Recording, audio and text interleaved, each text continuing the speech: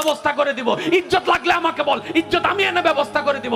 আমি আমার কাছে ওইগুলা চা যেগুলা মানুষে দিতে পারবে না, তারপরে আমি তোকে দিব। এবার সত্যি করে বলেন, আল্লাহ কি দেয় না নাকি আমরা নিতে জানি না? আমি সবার মুখ থেকে শুনতে চাই, আল্লাহ কি আসলেই দেয় না নাকি নিতে জানি না? আচ্ছা, যে আল্লাহকে আপনারা মানেন, এটা ওই আল্লাহ না যেটা ফেরাউনকে দিছিল? যারা দাঁড়ায় আছেন তারা একটু বলেন না, এই আল্লাহ ওইটা না যেটা নমরুদকে দিছিল? এই আল্লাহ ওইটা না যেটা আবু জাহেলকে দিছিল? এত বড় বড় বাটফাটদেরকে যদি আল্লাহ দিতে পারে, আপনার মতো মুসলমানকে কেন দিতে পারবে না? উনি দিতে জানে, উনি দিতে পারে, আমরা নিতেও জানি না, চাইতেও জানি না। অনেক আল্লাহর বান্দা আছে বলে, আমি নামাজ পড়ি, তারপর আল্লাহকে চাইছি, আল্লাহর কাছে চাইছি, আল্লাহ আমাকে দেয় নাই। রোজা রাখছি, চাইছি আল্লাহর কাছে, আল্লাহ আমাকে দেয় নাই। আমি এত টাকা মান্নত করছি, চাইছি, আল্লাহ আমাকে দেয় নাই। আহাদে আল্লাহ কি তো আল্লাহ কন্টাক্ট হই না? তুমি কে? বলে যে বান্দা। দেনেওয়ালা কে? বলে যে আল্লাহ। তো আল্লাহ হচ্ছে মালিক, তুমি হচ্ছে গোলাম, তো তুমি চাইতে না থাকবা। তোমার কাজ হচ্ছে চাইতে যাওয়া, চাইতে যাওয়া। ওনার যেই দিন ইচ্ছে করবে সেই দিন দিবে। সময়, বার, তারিখ আপনার বেঁধে দেওয়ার কোনো অধিকার নাই। বাস শেষ তো। মাওলা চাইতে আছে, চাইতে আছে। একদিন, এক সপ্তাহ, এক মাস, 2 মাস, 1 বছর, 2 বছর, 3 বছর, 4 বছর, 5 বছর, চাইতেই আছে, চাইতেই আছে। আল্লাহ দেয় না।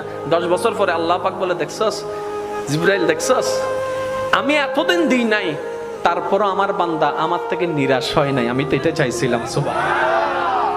এখানেই তো প্রেম, এখানেই তো মহাব্বত। আপনি কি মনে করছেন আল্লাহ আপনার নামাজের জন্য বসে আছে? আপনার আমার নামাজের জন্য আল্লাহ বসে আছে, আপনার আমার রোজার জন্য আল্লাহ বসে আছে। আর আমাদের নামাজের সেই কোয়ালিটি নাই যেটা আল্লাহ পর্যন্ত পৌঁছাবে। আমাদের রোজার সেই পবিত্রতা নাই যেটা আল্লাহ পর্যন্ত পৌঁছাবে। আল্লাহকে খুশি করতে পারবে এমন কোনো কিছু আমল আমাদের কাছে, আর আপনাদের কাছে বাদ দেন, আমার কাছেই নাই, যেটা আল্লাহকে আমরা দেখাইতে পারবো মওলা এটা এনেছি তোমার জন্য। যে কথা আমি বলতে চাচ্ছিলাম, একটু খেয়াল করেন। বিদেশ থেকে যখন কেউ আসে তখন ওই আনে তো অনেক কিছু, একদম না পারলে বুঝ দেওয়ার জন্য কি আনে? চকলেট। এটা হচ্ছে বিদেশ। হাসর হচ্ছে আমাদের আসল দেশ।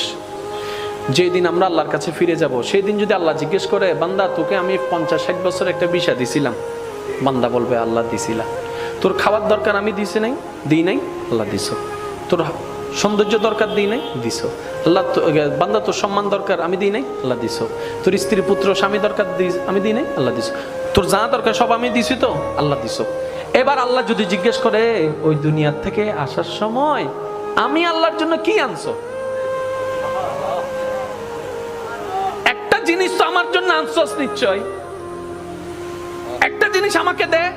সেদিন আল্লাহকে কোন জিনিসটা দিবেন? নিজেকে প্রশ্ন করেন, উত্তর দেওয়ার দরকার নাই, নিজেকে প্রশ্ন করে দেখেন। দেখেন আপনার ব্রেনে বলছে কিচ্ছু নাই। সবাইকে প্রশ্ন করেন, কিচ্ছু? জোরে বলেন না কিচ্ছু?